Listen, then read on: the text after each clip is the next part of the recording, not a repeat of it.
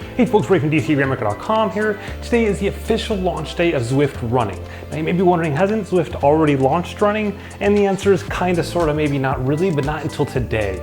So it's been like in beta, and then like more than beta, and then sort of open beta, and now as of today, it's finally considered still technically beta according to the press release, but at least it's official. It's something you can easily access. They're having a big old event in New York City with a bunch of people and media and celebrities and stuff like that. And I decided to be as far as possible from that event. I'm literally, if you look at the map, as far as possible from that event on this planet. I'm just outside of Perth, Australia, and I'm gonna do my own little event because that's just a lot more fun.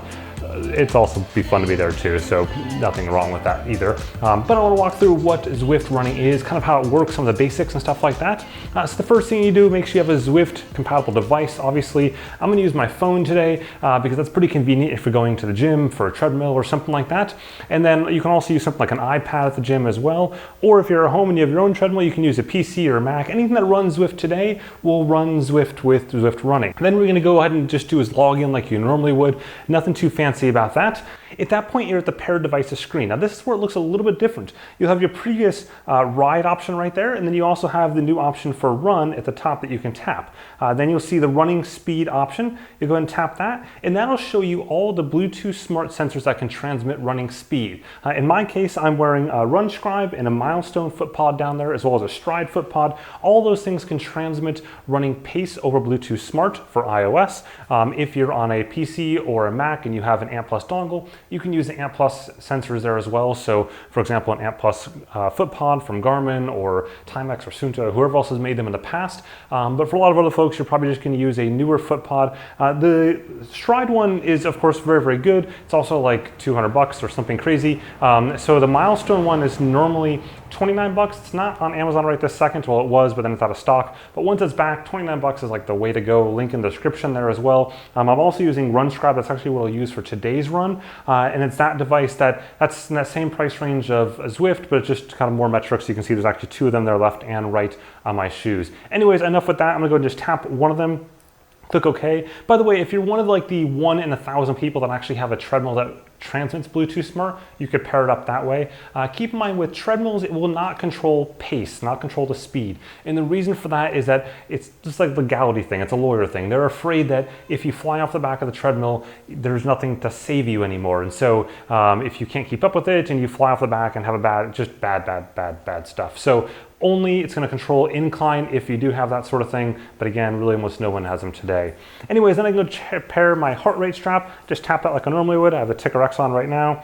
And then next you'll notice on the left-hand side there's that little wrench icon. If I tap that, that allows me to calibrate on my treadmill. So basically I can choose the speed of the treadmill, what it says on the treadmill itself. And if you have a metric, you can go and change it to metric, by the way. And then you go ahead and just run for 60 seconds and it'll calculate the distance or the difference between your foot pod and the treadmill and calibrate things. So that's super handy. It's great to see Zwift rolling that out from the very beginning. You remember Zwift didn't have power meter calibration for a very, very long time for trainers. So it's awesome to see that on the beginning right here. I can now go ahead and click OK there. And now it's back to kind of the normal screen you'd expect from Zwift. If you go to the top though, I can select workouts. So if I hit that right there, you can see there's a handful of workouts. I mean, very, very, very few workouts here right now. Some of them are pretty basic. I'm probably gonna do this one that's a 4x8s, so 4x800 meters. That seems like kind of a fun workout to do. I can go ahead and actually edit paces as well there. So you can change the paces on this. And so if you change one of them, like if you change your 40K time, for example, then it gives you the option right below that to go ahead and change the rest of them. So I'll do that real quick here. I'll just enter my actual 40K time. I think it is right now. There we go. And then you'll see it automatically shifted the rest of them that I can accept or decline. So I can just simply tap that, yes, sure, oops. And it's a little bit kind of finicky. That marathon time is a little bit faster than mine, but still it's in the ballpark and you can tweak these however you want. Once you're done, you click save. Now it's also worth noting that there is Zwift events for running. So you can see this up in the right-hand top corner there, Run the Hills coming up in 6 hours, half marathon tempo training coming up in 8 hours. So there's all the same sort of events that you'd expect on the cycling side is here on running. I can also go ahead and join another person that's Zwift running right now. So you see those listed right there. And then I just simply tap run. And just like normal, Zwift to go ahead and pop you on on the side of the road, just like in cycling. And that's where we find ourselves right now. Although technically I'm on the side of the trail, but besides the point entirely. Now I've got Zwift here on my phone because it's a lot more fun to run outdoors than it is indoors. I've got using just a simple quad lock mount onto the running stroller. I tried running it within like a pocket or something like that, but as soon as the screen goes off, Zwift stops recording your sensor data and it stops, so it doesn't work very well. So I brought the little one along today for the ride. She's super excited about this. Yeah. And we're gonna go ahead and get the workout done here outside. So we'll turn around, we'll go this way. In case you're wondering, Australia means other side of the road. And then in just a second, there you go, you can see as I start moving there, 6.2 and so on down a little hill here, gets rolling. It's simple as that. Now I'm in the warm-up phase right now. You can see that this is the structure workout I chose. I'm probably gonna regret that in a little bit here, but nonetheless, we'll give this a shot.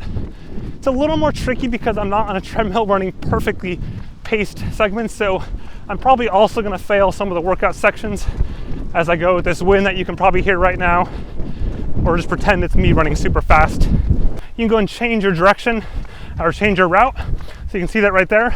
I'm going to keep it underwater because I really don't want to go up that hill. So I'm using a watch here to go ahead, GPS watch, to give me my pacings to match this, and just do a mental math in my head between pace and miles per hour.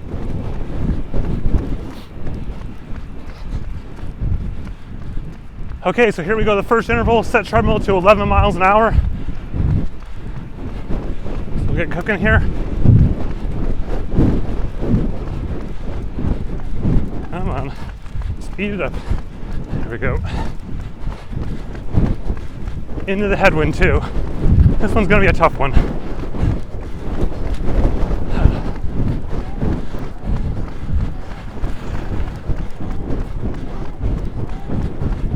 I'm reasonably sure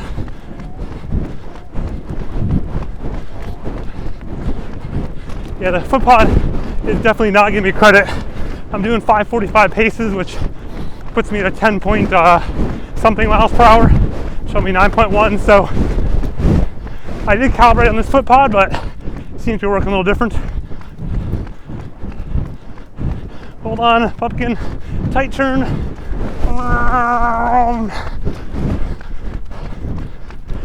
You'll see distance remaining listed there as well. 0.2, I think, miles. Oh yeah.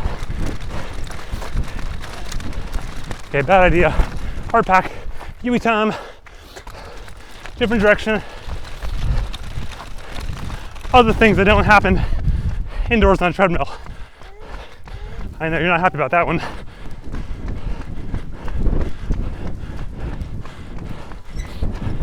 Okay. Set treadmill for 7 miles per hour. F that. I'm walking. This is a lot harder outdoors, into the wind, pushing this thing. Okay, so here we go into the next one. I turn around, so hopefully I got a bit of a tailwind here. I'm not sure how well that'll work, but it's still tricky because I got to navigate like these speed, there we go. Boom. That's not too bad. Next time I do a video, calibrating myself to look like a superstar.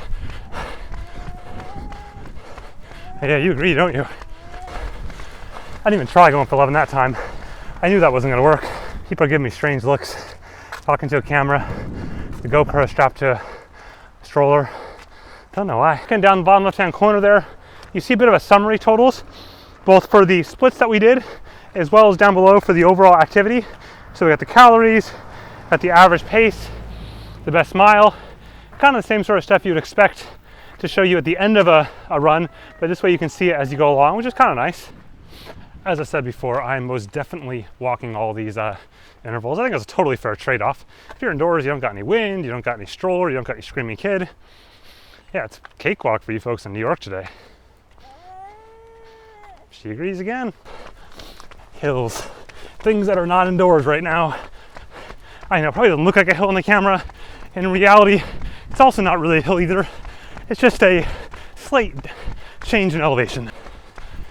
In case you're wondering about strollers, and normally I run with the Bob running stroller, but we didn't bring that to Australia, just too much luggage and stuff, because we needed this for the two kids, one of which is upset.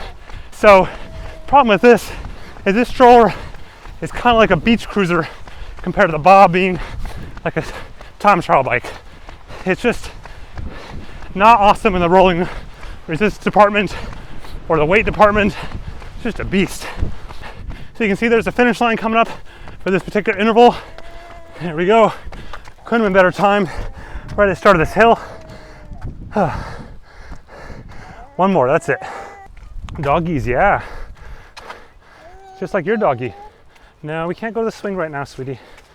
Afterwards, okay? I promise I'll take you to the swing when we're done. Train tracks, the middle of interval. Off-road Nelly. Oh, the rolling resistance on the grass sucks. Back into the headwind. Now, as I alluded to earlier, part of the problem is on an iPhone like this, it's honestly tough to see the screen for the little details, like time remaining. And I'm actually closer than you would be to an iPhone on a treadmill.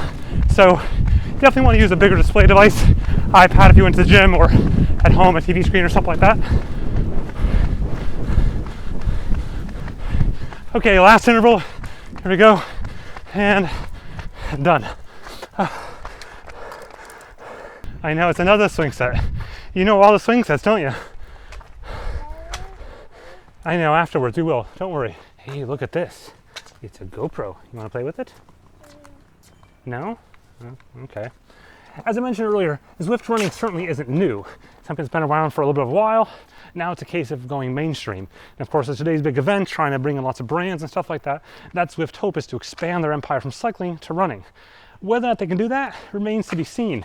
Running's a little bit of a different game. You know, it's one thing to sit in your trainer and pedal away, but it's a whole different thing to go ahead and be on a treadmill for a long period of time and just kind of run aimlessly, no matter how many digital characters you go past or real life ones. So I'm not so convinced it's going to be as successful as cycling, but I think it will be successful for a lot of people. Certainly it's cheaper than, well, pretty much any other running app out there, because there are no other running apps out there that do this same sort of competitive thing that are at least mainstream or have any competitive relevance. The closest we've got is Peloton with their upcoming treadmill, but that's still at the end of the year, and that's, you know, $40 a month or so, and compared to whatever this, you know, third of this for Zwift. Not to mention the fact that you still need a treadmill, which costs thousands of dollars. So that also remains to be seen. Still, it's definitely something a lot of you will go and try because it's there and you probably already have Zwift anyways. With that, I finished my workout here. So we're gonna go ahead and wrap up the run. You saw that finish line go across the screen right there. So simply stop walking and I click menu and run. And you can see there's my structured run. Obviously it's not as pretty as if I was indoor on a treadmill, but it does sort of get the job done. And this is one heck of a lot more fun. Don't you agree?